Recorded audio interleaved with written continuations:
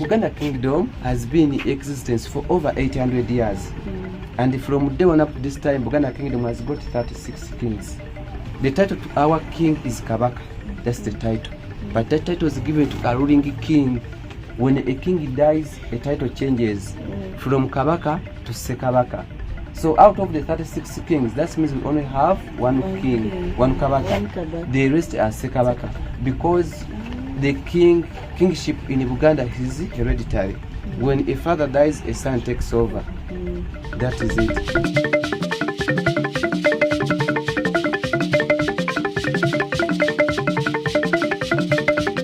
These drums have been here since 1882. They do innovate them, but they are the same drums. The big one in the middle is the one from Javu celebration. One sounded when we are crowning the king, when the king is celebrating coronation, or when we have a newly born child within the palace. These ones are the vantage free. Sounded morning, evening to tell people the palace is peaceful, go on with your work. This one is Kanaba, the small drum with the highest pitch, sounded at time of danger, when the palace is at war or when someone is dead within the palace. So you as a man, the moment you hear that drum being sounded, you leave whatever you could be doing, you pick your shield, your spear, your arrow, you rush to that place that has been sounded from. If the king is calling you to go for a war, you just go. You cannot oppose the king's word, because his word was final.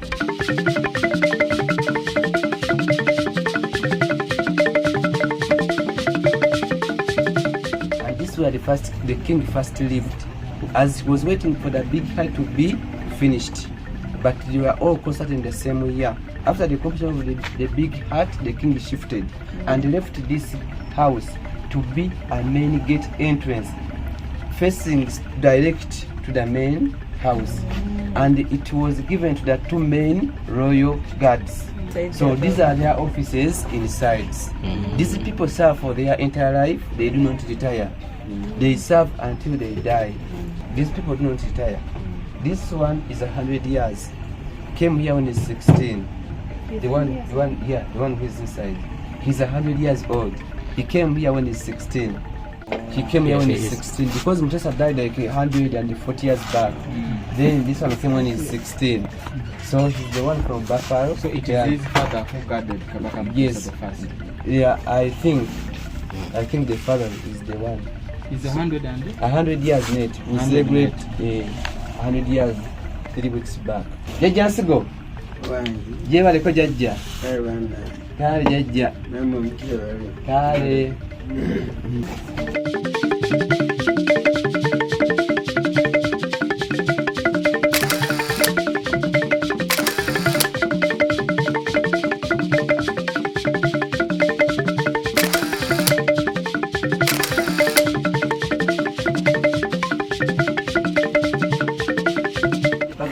We call it a sacred forest.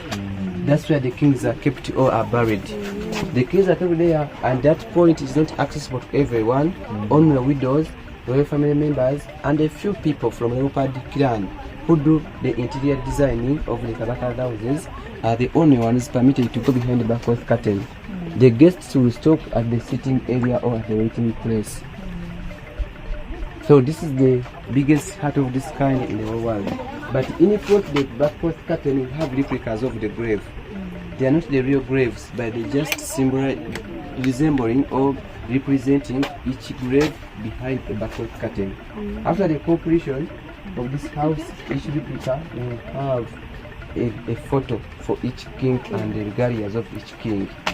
And here we shall have mats, and people will be able to go in and see the graveyard, the pictures and regalias of the king very well. Inside we have rooms to the wives. They do have the shifts. If one shift comes, that person will have to come and stay here. She will be the one to welcome the guests. We find them here welcoming the guests, and they have to make some stories about the guests. And they will have to make sure this house is clean enough for people to come in.